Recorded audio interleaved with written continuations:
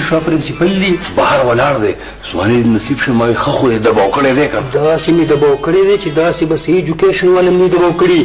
اوس په یاره خبره مني بس یاره چار دی ښه کور دی ودان چې زما دا نوکري په ځای شو دا هم کټه خبره ده تنخوا کې وله جوړه هلم نه نه دې اسجت هم نشته ته زمونږ یار یې دې نه بدله غټه غټه کوو خو دا راته ووایه چې چېرته پېژندلی خو یې نیم که نه اسنه چې د فراډ په کیس کې هم دننه نه کي نه نه یاره ګوګو دی ټول عمر یې میخي ساتلي نه مې خوا کلی دی ښه دلته په ارام کښېنه درته له چای سموسې راوړم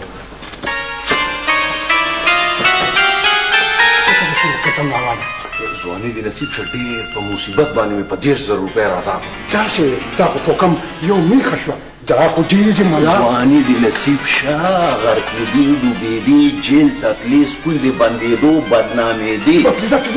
چې په دې په کم یو میخه دې بچ شو دا هم ډېره د قدم راواله وخت ضایع نه کړې اوس لاړ شه کینټین ته دستی کړې که نه او لږې مزار چې جوړې کړو سره بسکټ او دا هڅه به چې خفه نه شي او را دې خوا مخ را ښکاره نه کېږو نه